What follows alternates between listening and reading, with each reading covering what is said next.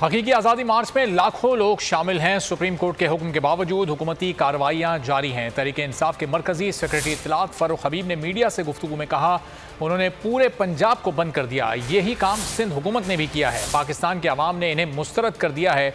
तुमने जितना जुल्म करना था कर लिया, मार्च को रोका नहीं जा सकता।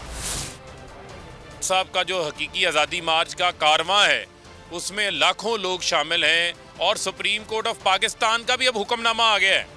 उन्होंने भी आइन के जो बुनियादी हकूक़ हैं उसके ऊपर अमल दरामद का हुक्म जो है वो जारी कर दिया है। लेकिन उसके बावजूद, अगर उस हुक्म के बावजूद ये कार्रवाइयाँ जारी हैं, पूरे पाकिस्तान के कंटेनर बंद करके मईशत बंद कर दी है। लोगों का खाने पीने का सामान रुक गया, दवाइयों का सामान रुक गया, मेडिसन की तरसील रुक गई। इसी तरीके से एम्बुलेंसेस नहीं जा पा रही। ये तमाम काम जो है वो इस खूनी वज़ीर दाखिला राना सना ने किया है, जो मुल्क के अंदर बदअमनी फैला रहा है, जो मुल्क के अंदर तमाम जो सूबे हैं उन सूबों का वफाक से राब्ता ख़त्म कर रहा है।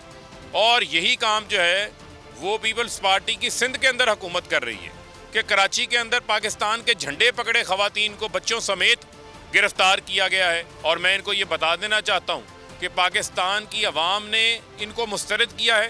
पाकिस्तान की अवाम ने ये फैसला किया हुआ है कि अब ये इम्पोर्टेड सरकार यहाँ पे नहीं रहेगी, इनको असम्बलियाँ तहलील करना पड़ेंगी, फौरी इंतखाबात में जाना पड़ेगा। जितना जुल्म, जितनी बर्बरियत तुम लोगों ने करनी थी वो तुम लोगों ने कर ली है। तुम हमारा रास्ता नहीं रोक सकते। हम हर सूरत पहुँचेंगे, इस्लामाबाद पहुँचेंगे। सब्सक्राइब करें और बेल दबाएं ताकि कोई खबर रह न जाए।